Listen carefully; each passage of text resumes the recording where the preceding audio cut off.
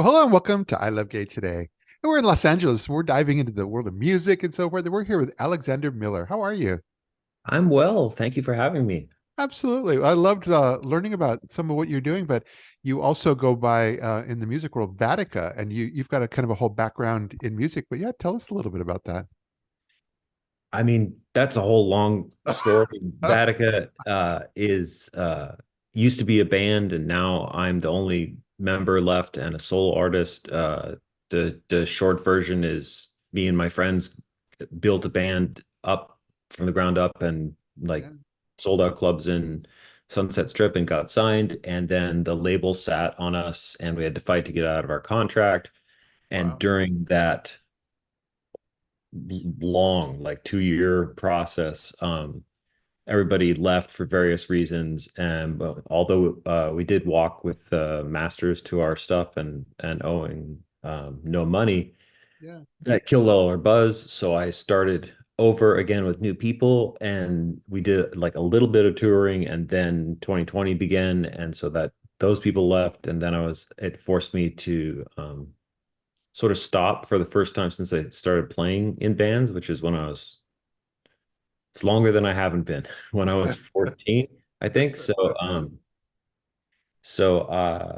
I decided that I wanted it to become an outlet of my artistic and an activist practice, so, which means basically shorthand for writing whatever I want when I feel like it. And then if I play a live show, um, hiring different people each time Okay. to perform the musical elements. So Yeah. um, yeah, some of my stuff's on all the major platforms, Spotify and Apple Music and stuff. Although I am encouraging both myself and artists to divest to that, Yeah. because just like TikTok, just like um, Instagram, just like all the big tech companies, everything's controlled by an algorithm that does not prioritize independent artists. And so I'm actually strangely moving more analog, like not CDs out of the trunk of a car analog, but Yeah. like Yeah. I'm pivoting to Bandcamp, and all my new stuff is only available there. Wow. So that is the shortest version. That was really good, and because it allows us to segue easily because you're especially when you're looking at different ways of being able to bring your music out there. But you're producing a kind of a mini festival called Neuronite. Yeah. So I am a white, queer, neurodivergent, non-binary person, and my partner, Kai, was like, the world of rock and roll and the world of academia grants doesn't necessarily have to be separate. So she encouraged me to apply for this grant, which is distributed by community partners, and I actually got it. And so that is giving me the funds to be able to put on my idea, which is Neuronite, which is a mini music and sort of vendor crafts Yeah. festival, but centered around the needs of a neurodivergent community, which often intersects with the LGBTQIA2S plus community, the disabled community, BIPOC folks. Um, there are all these intersecting identities with neurodivergent, and none of them are prioritized at traditional music concerts. I've played so many shows, and both on and off stage, no one is thinking about, for example, I have obsessive compulsive disorder. So sharing a microphone with somebody else is my nightmare. And that was before we were in what is this, year 4 of the pandemic Yeah. continuing, right? So I just don't like swapping spit with people I don't know, let alone biological viruses. So, Yeah. but that no, you don't think about that if you don't have. I mean, I'm sure some people do, but the average sound dude at the Viper Room isn't thinking about that, right?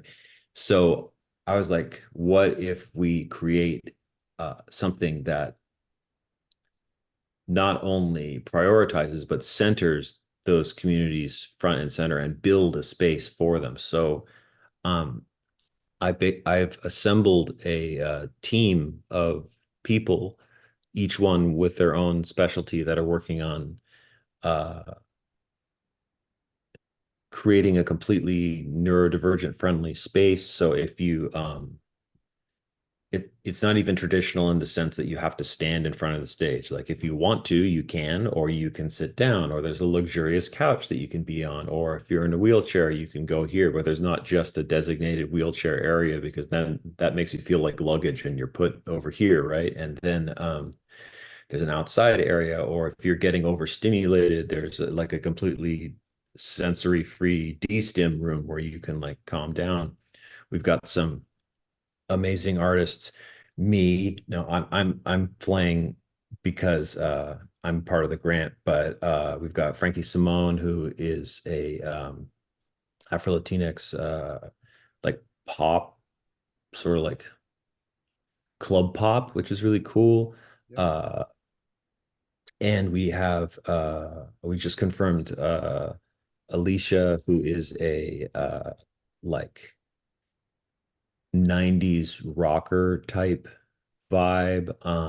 And we have one more artist that's still being confirmed. So it's going to be a really cool, fun, and affirming evening. We have super high COVID protocols. Everybody has to be masked the whole time, including the performers, unless they're on stage, and they're going to take COVID tests beforehand, so that uh, someone singing directly at your face is safe. You can learn more about everything at neuronite.org. Yeah. And if you want to learn more about me, you can just go to vattica.bio. Yeah. Well, I'm going to make sure also that when we post this, especially on YouTube, we're going to have links to everything. But Oh, um, cool. I've done that, and I also went through and saw that you did a great job with everyone you're working with is on Instagram. So we'll make sure that all those Yeah. are tagged as well. But yeah, we'll make sure all that is there, and it comes out. It's July 26th, correct? Right in Los Angeles. July 26th at this really cool space called Media Pollution, which Yeah. is uh despite the hardcore name, it's a completely customizable space. So whether you want to have like a sensory overwhelming experience, or something with like different rooms, or like the space is completely shiftable, Yeah. they've been really nice and accommodating. And so yeah. Oh, and the other important thing to mention is it's free. It's 18 and up because legally it has to be, but aside from that, it's free. So there's no ageism above 18. If you're 90 and you want to roll down, come on. Like Yeah. we're Exactly. happy to have you. I love that. Well, this is great, and like I said, I'm going to make sure that folks can find all the information on it. And mostly, I'm just glad that you're able to take a few moments of your time and share a bit of what you all are up to with our audience here. Yeah, I'm so happy to be here and to meet Yeah. you, and to say hi to your audience. And again, we were talking just before rolling, but again, I have to fantabulous shirt. Like that is which fantastic. which I wore just for you, and I I'm appreciate it. I'm pushing my own boundaries for for trying to show a sense of style, and I don't feel I'm there yet, but I'm working on it. I don't know. I think it's working. I think it's Well, working for you. It's well, like a sort of like a dazzling peacock explosion. Instagram's got my number. As soon as they throw these things up there in my feed, and then once you buy one, they start like showing you all these other ones, and I figured they Yeah. kind of went well with the design of the show background. So I said, let's give it a try. There you go. Perfect.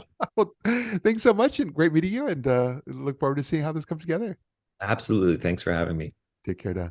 And it Bye. feels good, so good.